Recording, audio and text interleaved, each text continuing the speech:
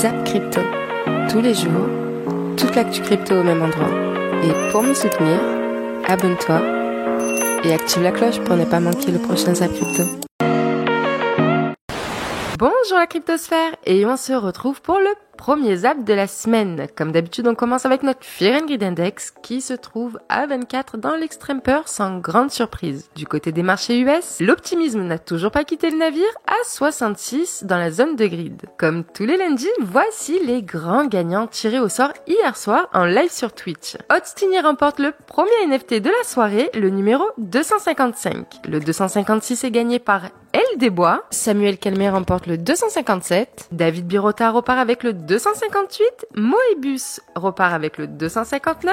Et notre dernier gagnant de la soirée est une grande gagnante, c'est Saphiros qui repart avec le 260. Merci à tous ceux qui étaient présents lors du live. C'est toujours des moments de partage super agréables. Et si tu veux participer également au prochain live, n'oublie pas de t'abonner sur Twitch. Je me permets un petit disclaimer aujourd'hui sur la vidéo du jour, surtout pour ce qui concerne les analyses techniques. On est vraiment dans une période où les psychologie commence à être mis à rude épreuve et ça commence à se ressentir dans les discours. Alors pour ceux qui sont arrivés il y a pas longtemps, j'imagine qu'il est compliqué de se positionner entre des discours qui prônent un bottom potentiel et d'autres qui commencent à parler de Bitcoin à zéro. Alors le meilleur conseil que je peux vous donner, c'est de prendre du recul sur la situation, sur vos investissements et surtout ne pas prendre de décisions hâtives. Soyez conscient qu'on est peut-être dans une zone de capitulation totale, comme peut-être qu'au début d'une baisse encore plus significative. Les deux scénarios sont probables, à vous de réfléchir à quel risque vous êtes prêt à vous exposer. De mon côté, ces événements n'impactent en rien sur la vision que j'ai sur mon investissement depuis le départ. Les fondamentaux de Bitcoin n'ont pas changé malgré cette baisse et je tiens à souligner que le pourcentage de baisse est toujours moindre dans ce bear market que dans les précédents. Peut-être que cela changera dans les semaines à venir,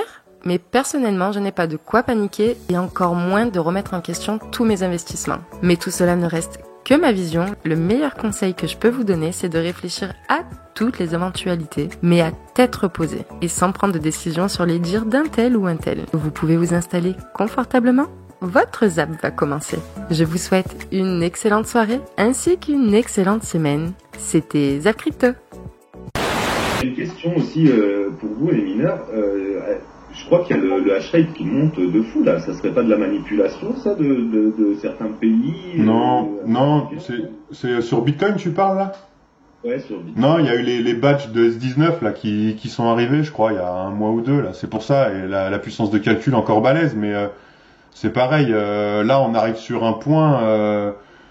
Bitcoin, il a combien là? Il est à 16 000. Regarde le tweet que je viens de te mettre dans le chat, c'est d'aujourd'hui, c'est Charles Edwards, tu sais, il est très connu, c'est lui qui a inventé l'indicateur qui te montre le prix de minage et tout là. Et il explique que là, les mineurs sont en train de capituler, ils vendent plus de Bitcoin qu'il y a 5 ans. Ouais, je peux pas parce que j'enregistre là, mais là, on arrive sur un point, là, en gros, là, dans 2000 balles, là, allez, tu sais, suivant les pays, les puissances de calcul et tout, c'est dur à déterminer, mais en gros, un Bitcoin, ça te coûte, c'est con que Dri soit pas là ce soir parce que lui, il sait tout ça par cœur. Mais en gros, je crois, pour donner une enveloppe, un delta assez large, tu vois, entre 8000 et 14 000 $ en moyenne, tu vois, une production d'un Bitcoin. Donc là, attention, on arrive à le vieux matos. Là, l'avantage, c'est que le vieux matos va être débranché. Donc au niveau de la puissance de calcul, ça va pas se voir. Mais bon, après, s'il vient mécher, tu sais, 3 jours, tu vois, pour une ferme, 3 jours à perte, si tu veux, on s'en fout, tu vois, s'il remonte, c'est à l'instant T, tu t'en fous. Mais si ça dure encore des mois et des mois et des mois, comme en 2018, t'as le hash rate au bout d'un moment qui va commencer à se casser la gueule, forcément. Je te dis, tout l'écosystème. Sur l'indicateur Charles Edwards, c'est à peu près à 17 000 $. Le prix plancher du Bitcoin en production moyenne, quoi. Ouais, ça va dépendre du matos. Là, il y a eu les S19 qui viennent d'arriver, donc ont une meilleure renta. Et puis ça va dépendre des pays. Il y a des pays, tu sais, où les lecs, il y a des pays, tu sais pas vraiment le prix du coût de l'énergie. Il y en a, t'arrives à des. Mais je pense qu'il y a sûrement des mecs qui doivent miner à 10, 12, 13 000, mais a priori, même en dessous, moyenne, ce serait 17 000. Donc là, le prix, il commence à arriver en dessous. Ouais. La majorité des mineurs perdent. Je pense pas encore. Je pense pas encore. Il y a des pays où t'es en dessous de ça, c'est pas trop annoncé, mais il y a des pays où t'es à 2-3 cents, 2-3 cents le kilowattheure dans ces pays-là, parce que les plupart sont aux États-Unis, ils sont. Il y a beaucoup. Non, il y a beaucoup. Mais après, si tu veux, ils font des moyennes et puis ils vont pas mettre. Mais non, je m'inquiète pas encore. Mais je commence à m'inquiéter. Si on fait le bilan, voici un peu le bilan. Même si pour certains, je n'ai pas le droit de le faire, mais au moins, on a les informations. Voici le bilan. L'écosystème Bitcoin consomme aujourd'hui au mois d'août 80 TWh par an. L'écosystème bancaire, il consomme beaucoup plus que 2200 TWh par an. C'est beaucoup plus, c'est au moins autant. Donc Bitcoin actuellement consomme à peu près 30 fois moins que l'écosystème bancaire. Vous allez me dire, il ne fait pas la même chose. Moi je parle de sa promesse. Sa promesse c'est d'être une tenue de compte, un moyen de paiement et de remplacer beaucoup des transactions, que ce soit cash ou que ce soit le paiement instantané ou que ce soit d'autres services de paiement. Donc sur sa promesse, voici le bilan. La première problématique nous vient de crypto.com. C'est assez fou ce qui vient de se passer sur crypto.com. En fait, par erreur, et ça a été confirmé par le CEO de crypto.com, Chris, qui nous dit en fait, regardez, on va voir sur Decrypt, ils ont envoyé par erreur 400 millions de dollars en Ether à une autre adresse, à une adresse de Gate.io. Donc vous avez un exchange qui gère des milliards, qui au lieu d'envoyer 400 millions vers un cold wallet, un wallet qui est censé être déconnecté d'internet et uniquement sous la responsabilité de crypto.com, a envoyé 400 millions de dollars à un petit exchange, à Gate.io, à côté de Binance, c'est vraiment tout petit. Et ça, c'est complètement, ça montre l'amateurisme de crypto.com sur ce sujet. Ils ont des problèmes au niveau de leur process. Envoyer comme ça par erreur une quantité aussi importante d'Ether, c'est juste inexcusable. Heureusement, ils ont pu récupérer cet argent qu'ils ont envoyé. Ils ont dit, on a travaillé avec Gate.io et on a réussi à récupérer cet argent. Mais vous vous rappelez, il y a quelque temps, on avait eu une information sur crypto.com qui avait par erreur envoyé 10 millions de dollars à quelqu'un qui souhaitait juste récupérer 100 dollars. Donc c'est pas la première fois qu'il y a ce type de problème sur crypto.com. Ils ont clairement, au niveau des retraits sur cette plateforme, des choses qui peuvent aller mal. Et surtout là, c'est les choses qu'on connaît. On sait qu'il y a eu des fois 10 millions de dollars qui ont été envoyés au lieu de 100. On sait qu'il y a eu 400 millions de dollars envoyés à une adresse sur un autre exchange. Mais qu'est-ce qu'on ne sait pas ? Qu'est-ce qui a été envoyé qu'on ne connaît pas? Et ça, honnêtement, moi, je trouve que c'est ça, comme j'ai déjà dit, ça fait montrer l'amateurisme de crypto.com. Donc attention, soyez vigilants à ce qui se passe autour de crypto.com. Il y a beaucoup de tweets, il y a beaucoup de personnes qui sont en train de dire attention, c'est voilà, crypto.com, faut retirer les fonds de crypto.com. Moi, je ne sais pas si c'est une situation similaire à FTX ou autre. Je sais juste que ces erreurs qu'ils ont fait à plusieurs reprises montrent qu'il y a des problèmes structurels dans cette société, dans la manière de gérer leur argent, les dépôts, les retraits. Et ils ont dit, on a amélioré nos processus suite à ça, mais ça montre tout de même qu'il y avait des problématiques sur crypto.com. Mais maintenant, écoutons enfin Chris, le PDG de Crypto.com, expliquer pourquoi ils ont envoyé $1 milliard à FTX et combien ils ont pu récupérer avant que tout ceci ne s'écroule. Alors, pourquoi avez-vous envoyé près d'$1 milliard en stablecoins à FTX et est-ce que ces milliards ont été récupérés? Alors, tout d'abord, les gens devraient toujours regarder les fonds des deux côtés, n'est-ce pas? Durant l'année écoulée, $1 milliard a été déplacé vers la plateforme FTX et nous avons récupéré tout ceci. Nous n'avions à la fin qu'une exposition inférieure à $10 millions lorsque la plateforme FTX a été fermée. Donc, ce que Chris nous dit très clairement ici, c'est qu'ils envoient des fonds à différentes plateformes pour trader pour leurs propres clients de l'application Crypto.com. Ainsi, lorsque vous effectuez une transaction sur l'application Crypto.com, ils ont en fait effectué cette transaction sur une autre exchange, que ce soit FTX, Binance et ainsi de suite. Donc, ils ont également dit qu'ils avaient récupéré la quasi-totalité de ces $1 milliard qu'ils avaient envoyés à FTX. Ils n'avaient que $10 millions d'exposition, lesquels ont par contre été perdus dans cette situation FTX. Donc, ouf, voilà déjà une bonne nouvelle entre guillemets qui en rassurera plus d'un. C'est bien moins pire que prévu. Mais qu'en est-il de la situation avec les $400 millions qui ont été envoyés à Gate.io par erreur? Déjà, la première chose que je voudrais clarifier, c'est que chaque adresse à laquelle notre propre système nous autorise à envoyer des fonds figure sur une liste blanche ou whitelist. C'est donc approuvé, pré-approuvé même, et il est impossible que les systèmes puissent accéder à une adresse que nous ne pouvons pas contrôler, ni à partir de laquelle on ne pourrait pas récupérer notre propre argent. Donc, les gens spéculaient que, genre, ok, nous devions aller demander à Gate.io de nous rendre les fonds, mais non, en fait, on pouvait simplement retirer nos fonds et les renvoyer parce que c'était notre compte d'entreprise sur leur plateforme. C'est juste que le montant était si important qu'il dépassait en fait leur limite de retrait quotidienne. Donc on a dû leur demander d'augmenter leur propre limite de retrait et c'était là toute l'étendue de l'aide qu'on a dû leur demander. Donc les gens n'ont pas compris qu'à aucun moment les fonds ne risquaient pas d'être envoyés là où on ne pouvait pas du tout les récupérer. Alors, pour moi, ce qu'il essaye de faire, c'est de rassurer les gens sur le fait que les fonds n'ont jamais été en danger. Ils l'ont juste envoyé à Gate.io, mais c'était toujours leur propre argent. Ils n'avaient qu'à demander à Gate.io de le renvoyer. Et ça, pour être honnête, c'est un red flag plus qu'important pour moi. Imaginez la situation. Vous envoyez la quasi-totalité de votre Ethereum à une autre plateforme, une entité tierce, et puis vous minimisez vos actions et vous venez dire que, oh ouais, les fonds étaient toujours à nous, on n'avait qu'à demander à Gate.io de les renvoyer. Mais imaginez une seconde que l'inverse se passe. Disons que vous avez envoyé les 400 millions de dollars à FTX, pensez-vous qu'ils allaient renvoyer ces 400 millions de dollars après tout ce bazar sur la plateforme? C'était vraiment une erreur majeure et ça aurait pu leur coûter très cher. Donc je pense vraiment pas que Chris devrait minimiser cette situation avec le fait qu'ils aient envoyé la quasi-totalité de l'Ethereum à Gate.io, une entité tierce.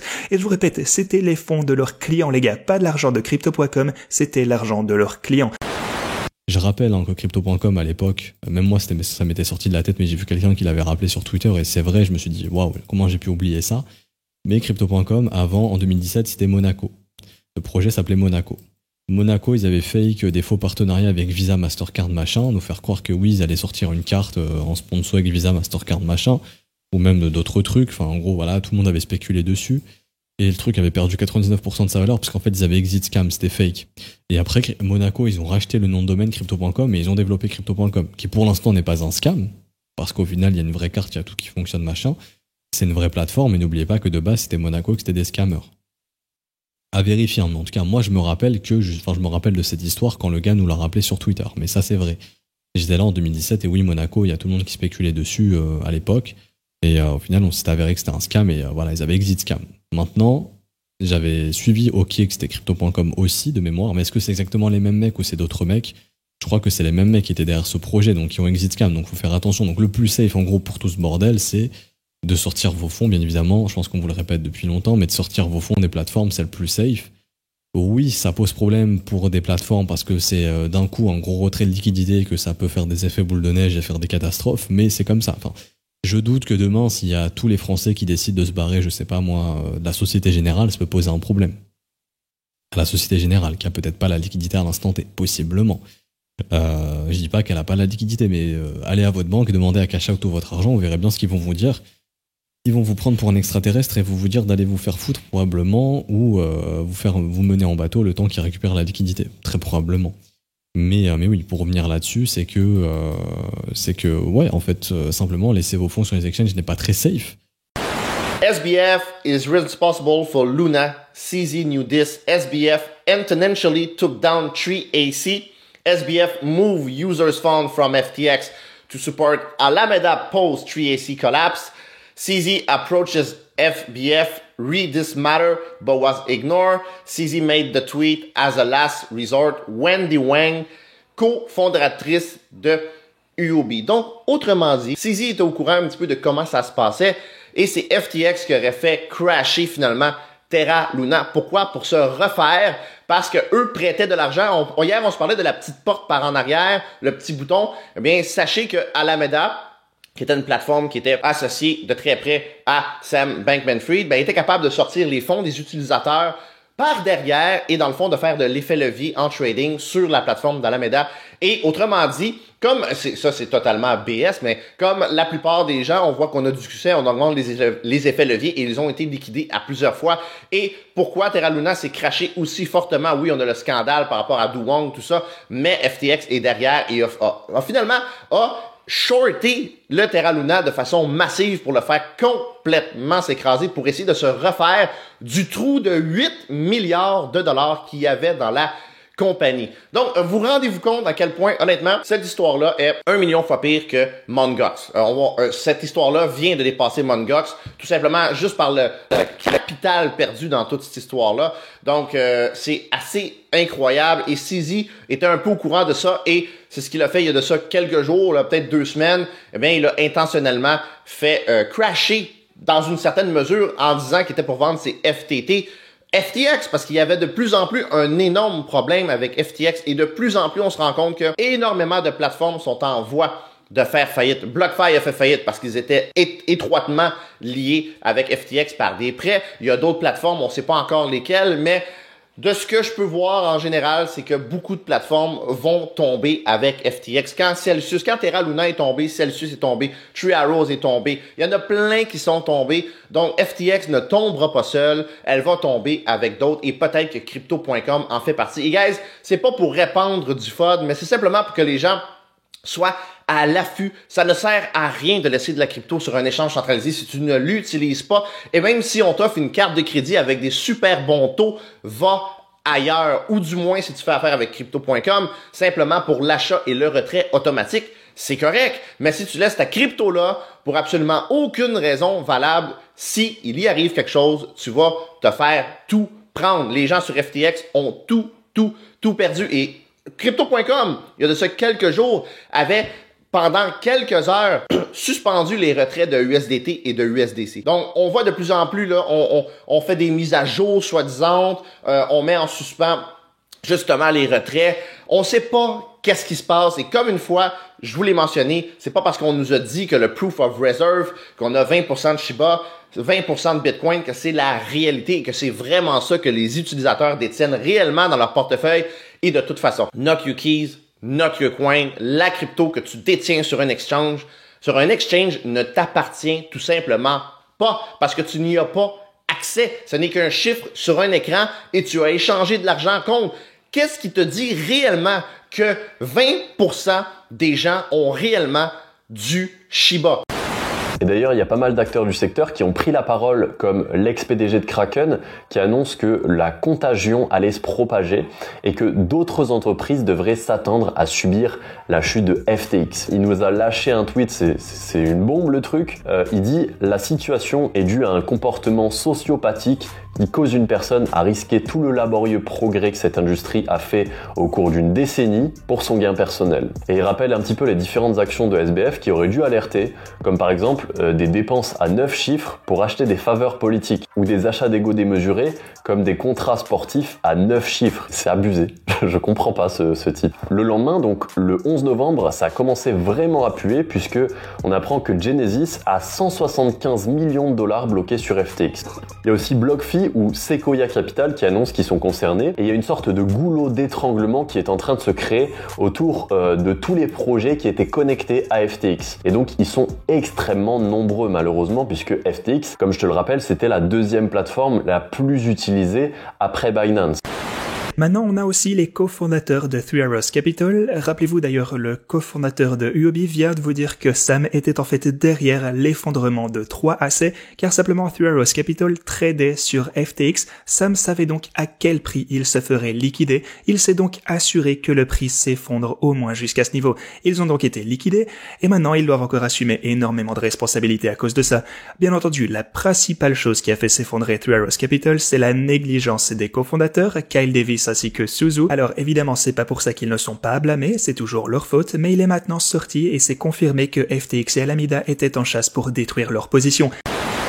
En plus de tout ça, on a l'information maintenant qui nous vient de The Wall Street Journal, comme quoi un certain nombre de hauts placés chez FTX savaient pour l'utilisation des fonds des utilisateurs qui ont déposé de l'argent sur FTX et le retrait de ces dépôts vers Alameda, l'aspect fonds d'investissement de SBF.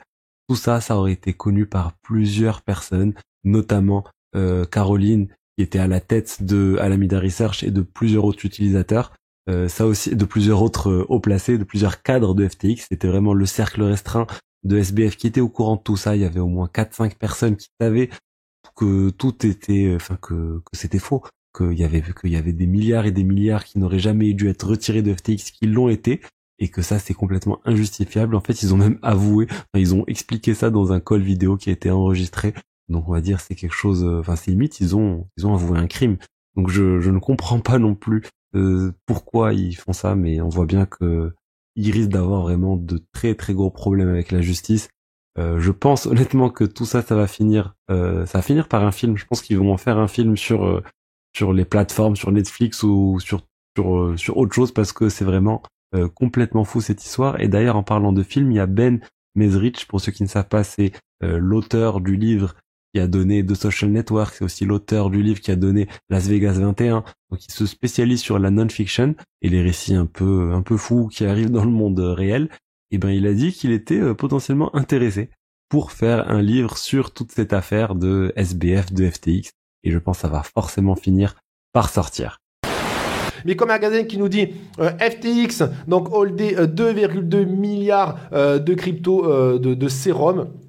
Alors, je vais te le traduire pour pas dire des conneries.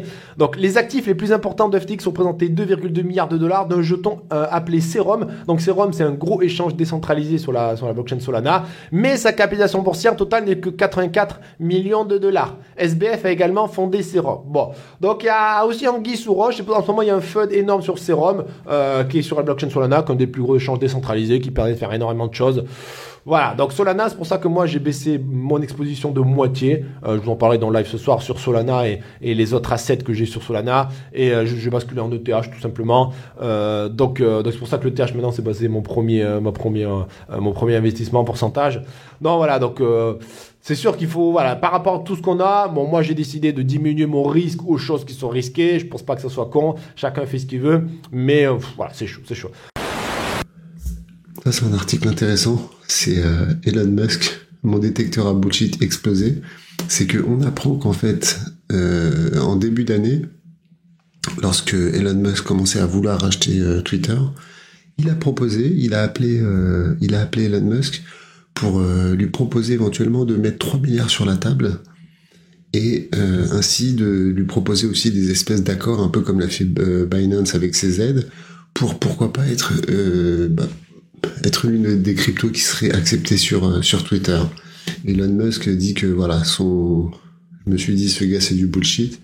Tout le monde parlait de lui comme s'il marchait sur l'eau et qu'il avait 1 zillion de dollars. C'est 1000 milliards. Ça n'a pas du tout été mon impression. Mon bullshitomètre était en train d'exploser. Je me suis dit, ce gars c'est du bullshit. Voilà, donc bien vu Elon Musk. Et c'est intéressant parce que bien évidemment que c'est une compète aussi. Elon Musk, c'est l'homme le plus riche au monde.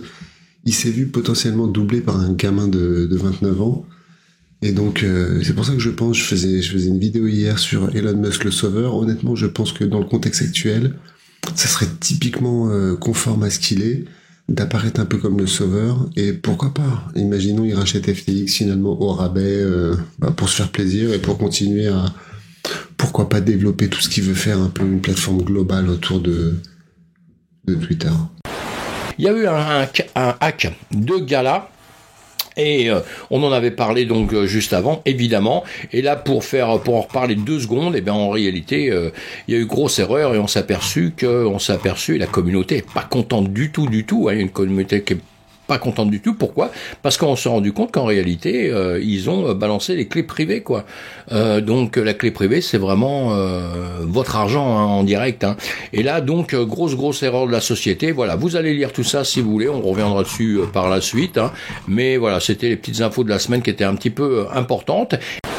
Il y a un mec qui m'envoie un MP pendant le live. Salut Asher, je cherche un moyen de ne pas avoir la possibilité de vendre des cryptos pendant une longue durée. Exemple, 15 ans. Ouais, ok, tu veux te faire un séquestre à toi-même. Alors écoute, normalement je réponds jamais au MP, mais ton MP est important. Alors totalement, tu peux le faire dans un smart contract. Tu peux également le faire sur la blockchain. Il y a plein d'outils qui permettent de le faire. C'est juste que là, j'en ai pas en tête, mais je sais que c'est totalement faisable. Je trouve ça malin de comprendre que ton cerveau va te faire vendre si ça fait x2 ou x3 et que tu veux toi-même te bloquer. C'est ce qu'on appelle un escrow, d'accord? Alors pas un escroc en français, un escrow qui termine par OW, et c'est une personne qui va tenir tes crypto-monnaies et te les libérer in fine. En attendant, c'est possible. Tu me la donnes et je peux le faire pour toi à jamais. Tu as des propositions dans le chat de personnes qui proposent de faire les escrows, et je pense aussi les escrocs avec un C cette fois-ci, puisque tu risques de ne jamais revoir ta crypto-monnaie, bien entendu. Si quelqu'un te dit, écoute, envoie-moi ton argent, je te la rendrai dans 15 ans, ne lui fais pas confiance.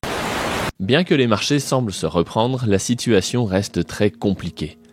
Sur le commerce mondial, la situation est tendue et pourrait bien se dégrader si les banques centrales continuent de monter les taux d'intérêt. Le commerce mondial est un facteur important car il conditionne largement la hausse des marchés mondiaux, presque indépendamment du reste. Didier a déjà montré dans ses travaux qu'un commerce mondial en hausse est une condition presque sine qua non pour les marchés actions mondiaux. Comme vous le voyez sur ce graphique, lorsque le commerce mondial est en récession, point de salut. Le problème avec les indicateurs du commerce mondial, c'est qu'ils sont publiés tous les 3 mois, car ce sont des statistiques qui doivent être agrégées au niveau mondial. Pourtant, on sait 2 choses. La première, c'est que depuis août, nous avons de mauvaises perspectives avec une croissance de seulement 1,7% au mieux en volume contre une moyenne historique depuis 2000 de 3,4%.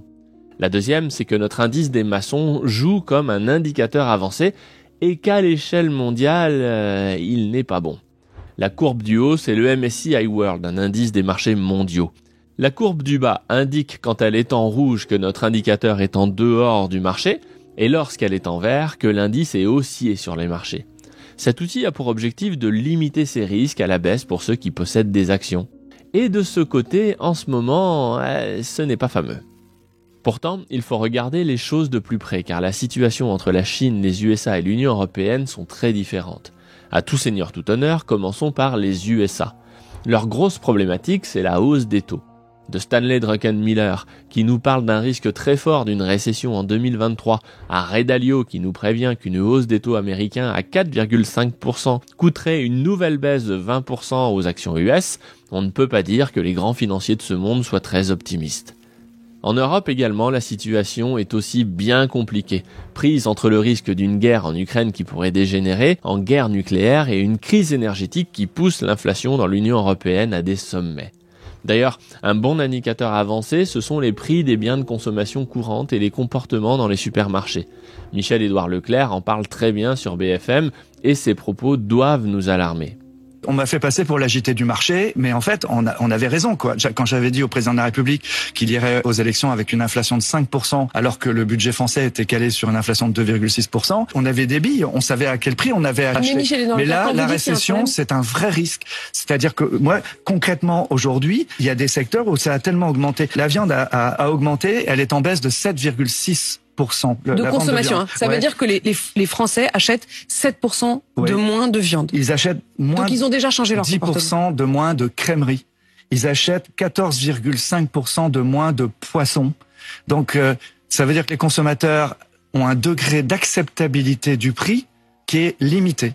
S'il y a bien une chose qui est difficile, et tous ceux qui ont déjà fait des régimes le savent, eh bien, c'est de changer ses habitudes alimentaires. Alors oui, comme le dit Michel-Édouard Leclerc, la colère dans les foyers, elle est très forte. Alors maintenant, eh bien, on entame une nouvelle semaine où il va falloir digérer un rebond de 10% qui a été énorme et spectaculaire et très violent. Je suis pas convaincu que la majorité des investisseurs ont eu le temps de réfléchir et dire tiens, je vais un peu acheter sur le CPI parce qu'on avait déjà pris 7%.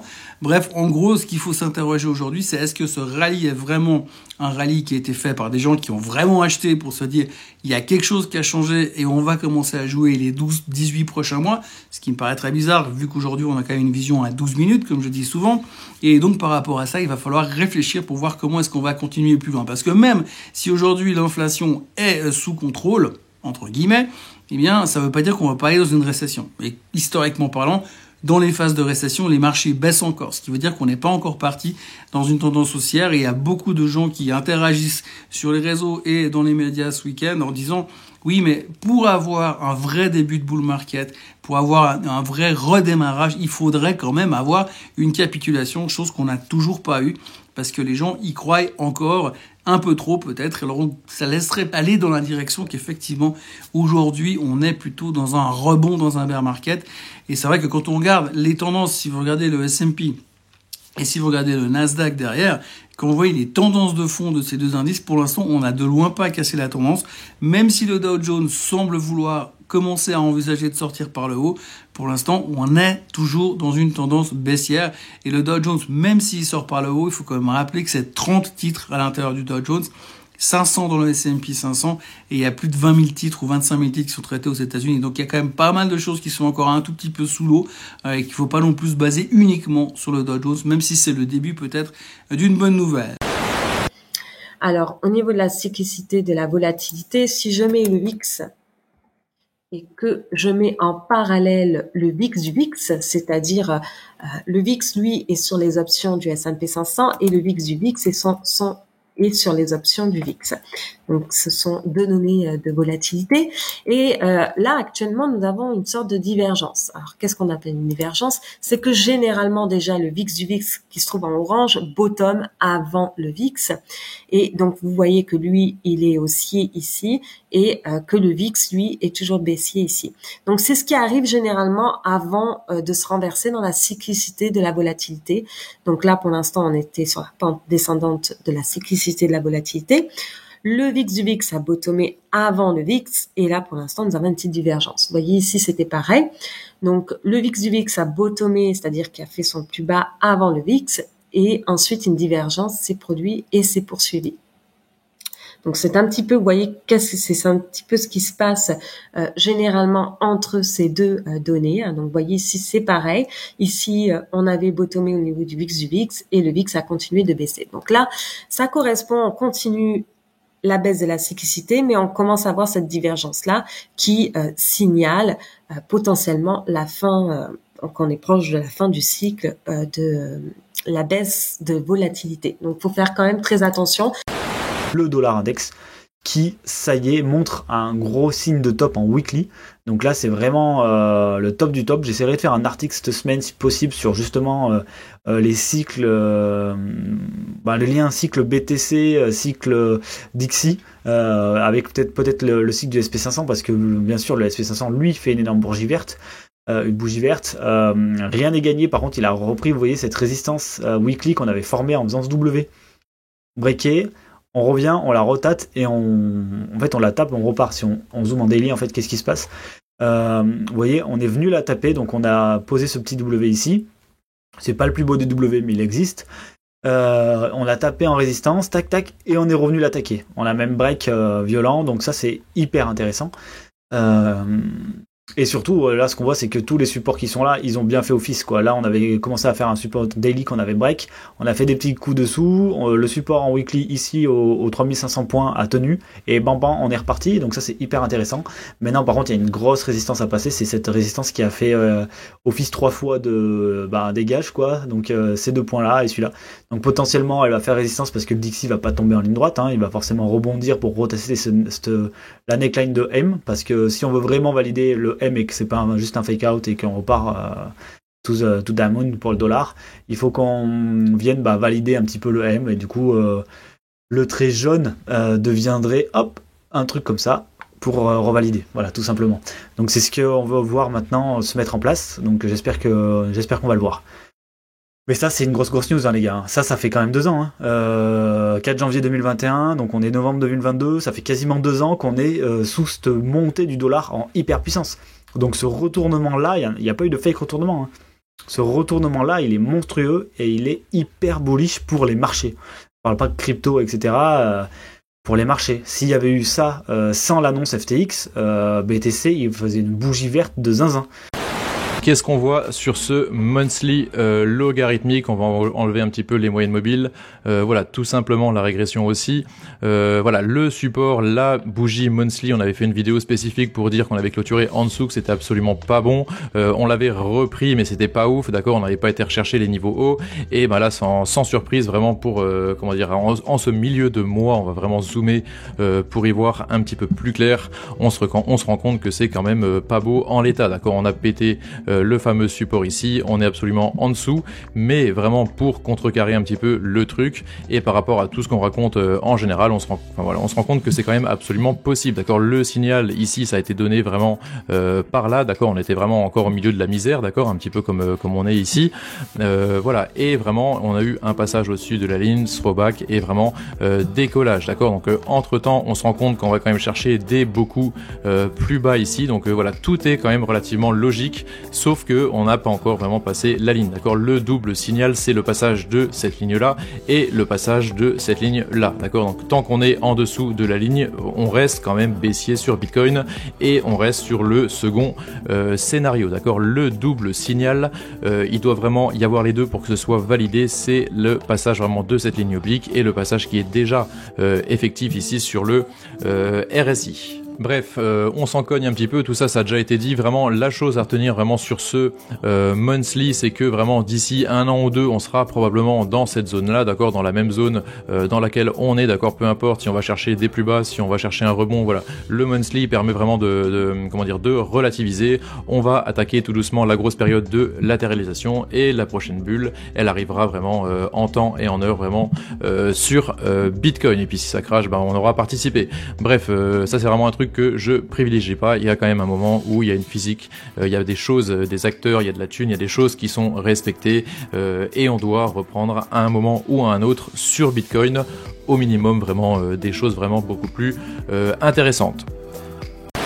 Je crois que le règne du il faut counter le mouvement populaire, il est globalement dans la merde. Parce que la priorité sera de sortir et que les manipulations qu'on a connues, le mec qui les initiait, il est hors d'état de nuire entre guillemets. Et voilà quoi. Donc price action de base, pour l'instant, on va vers le bas. Donc là, ça squeeze de partout au moment où je vous parle. Hein. Donc le marché me dit que j'ai tort. Par chance, j'étais dans un short que j'ai coupé juste avant. Quand j'ai vu venir. Mais ça ne fait que des meilleures entrées pour les shorts plus tard. Après, il est possible que ça inverse, mais il faut que ça se voit dans le graphe. Donc si ça monte pas au-dessus de 21 500, c'est cuit. C'est cuit, le cuit. Et même si ça venait à 21 500, ça serait... Je m'attends à tout moment une sortie phénoménale du genre... la bougie rouge des enfers, mais genre partout, quoi. Personnellement, genre les météorites, quoi. Les dinosaures qui regardent en l'air et puis toutes les météorites et les gens qui disent dis donc c'est bizarre tous ces coins qui vont à zéro. Voilà, je vois pas comment des institutionnels pourraient rester dans le marché ici. Je vois pas l'intérêt de pas redéployer leur capital essentiellement sur les index. Je vois pas. Et je vois pas encore le public flipper sa race au point de dire putain il faut qu'on s'enfuit. Personnellement, je vois pas. Comme je vois pas non plus, je vois pas Binance sauver le marché. Ils sont eux-mêmes très très exposés sur le shitcoin. Le gros défi pour les gens, ça va être de sortir. Il faut savoir que des mecs qui ont accumulé des millions et des milliards en shitcoin, il va falloir qu'ils sortent. Il va falloir qu'ils sortent et il va falloir qu'ils trouvent la liquidité pour ça. Le défi de FTT, c'était de trouver les acheteurs de FTT. Le défi de Binance, qui a peut-être accumulé au bottom sur plein d'altcoins, etc., ça va être de larguer ces altcoins. Mais donc, on a potentiellement des institutionnels qui disent on n'y prendra plus. Et encore pire sur les trucs qui étaient bien. Parce qu'ils sont encore plus exposés. Hein, je pense à Ethereum, par exemple. Donc ici, il y a beaucoup de gens qui vont vouloir rentrer dans des positions short. Et justement, un beau M avec un STB Spring permettrait d'accumuler énormément de liquidités sur ces niveaux-là. On a encore du déséquilibre ici, on est en daily, donc on a encore du déséquilibre ici, donc pourquoi pas, ça permettrait de faire revenir, pousser les prix ici, on teste et on repart, pourquoi pas. Ça pourrait être un scénario tout à fait valide. Et tous ceux qui auraient essayé de trader cette trendline ici auraient été secoués par le marché, et c'est exactement ce qu'on veut. Sachant qu'on arrive enfin dans une ambiance réellement bearish, où les gens n'ont plus confiance dans le marché. Pareil au Covid, les gens ne voulaient plus acheter, c'était le meilleur moment pour acheter. Je dis pas que c'est le meilleur moment pour acheter, je dis juste que c'est comme ça qu'on pose des bottoms. 95% des gens ici étaient bullish. On a soigné le sentiment. Juste par contre, bonne nouvelle au niveau des CryptoPunk, des Bored Ape, puisque en effet, on a Indigo Earth, qui est un membre actif des Bored Ape, qui a tweeté une petite vidéo, en fait, un petit teasing, sur du coup le 16 novembre, donc ça vient d'arriver. Apparemment, du coup, il y aurait le release, en fait, du partenariat avec Adidas. Donc comme on peut le voir, du coup, ici, sur ce compteur, adidas.com/metaverse. Donc a priori, dans 4 jours et 7 heures, donc du coup, ça donne le 16. Et il va se passer un truc. Voilà. Donc du coup, affaire à suivre par rapport au Bored Ape et à Adidas. Le troisième et dernier jeu de notre liste sorti des studios Gala Games et The Last Expedition. Je suis sûr que vous serez surpris une fois que vous connaîtrez le nom des entreprises qui se cachent derrière le jeu. Ce sont les créateurs de Halo et de Call of Duty. Oui, Halo et Call of Duty. Ces deux jeux ont connu un succès massif depuis le jour de leur naissance. Last Expedition est le premier jeu de tir à la première personne sur la blockchain. Le projet est dirigé par Max Obermann, un vétéran de Halo 2. Max Obermann va certainement apporter une nouvelle dynamique de jeu à l'industrie des jeux blockchain. En tant que joueur, vous allez devoir combattre des extraterrestres. Et le jeu n'est pas seulement une expérience de jeu FPS. Vous devez aussi planifier stratégiquement vos ressources et vous serez amené à vous développer pour survivre en fonction de la situation à laquelle vous serez confronté. Et être en mesure de recueillir des éléments rares dans le jeu qui seront représentés par des NFT. Ces objets pourront être par la suite vendus sur le marché où vous pouvez gagner de l'argent. En regardant le trailer, les graphiques du jeu semblent parfaits et le gameplay vraiment bien abouti. Star Atlas, qui avait pas mal d'argent sur FTX, à tel point qu'ils ont annoncé que avant le crash de FTX et tout, ils avaient assez d'argent pour pouvoir financer le projet pendant une vingtaine de mois. Et avec l'argent qu'ils ont perdu, désormais, ils ont assez d'argent pour financer le projet pour seulement les 9 prochains mois à venir. Parce qu'au total, ils ont dit 15 millions de dollars. Donc ça fait mal. Et là, est-ce que Star Atlas va mourir à cause de ça ? Ça va dépendre en fait de la gestion de l'argent qu'ils vont avoir. Est-ce qu'ils vont réussir à lever de nouveaux fonds pour boucher ce trou, tout cet argent qu'ils ont perdu? Est-ce qu'ils vont réussir à revendre de nouveaux NFT auprès de la communauté? Même si je pense que ça aurait un peu de mal à passer, je pense pas que ce soit la bonne solution, parce que là, ils ont déjà levé énormément d'argent aussi grâce à leur vente de NFT, et ils en perdent la moitié, donc ça fait mal, et repiocher dans la poche des joueurs... je trouve que ça passerait un peu mal. Après, si jamais les gens veulent soutenir, j'ai aucun souci avec ça, c'est même très beau. Mais je pense pas que ce soit la meilleure des solutions. Et dans tous les cas, je pense qu'ils vont devoir réduire la voilure pour faire en sorte que l'argent qu'il leur reste leur permette de durer le plus longtemps possible. Mais ce qui est quasi sûr, c'est que ça va impacter la vitesse à laquelle ils vont avancer sur le projet. Et j'espère qu'ils vont pas devoir passer par des licenciements comme Mythical Games. Ce serait évidemment une très mauvaise nouvelle pour les personnes qui travaillent chez eux. Mais si ça peut permettre de garantir la survie du projet, parce qu'au final c'est de ça dont on parle, c'est de la survie du projet. Mais c'est encore trop tôt pour le dire. On va voir comment ils vont réussir à gérer tout ça. Alors, ce zap t'a plu ? Dis-moi en commentaire quelle est l'actu qui t'a le plus intéressé. Et si tu as manqué les actus d'hier, retrouve juste ici le Zap Crypto de la veille.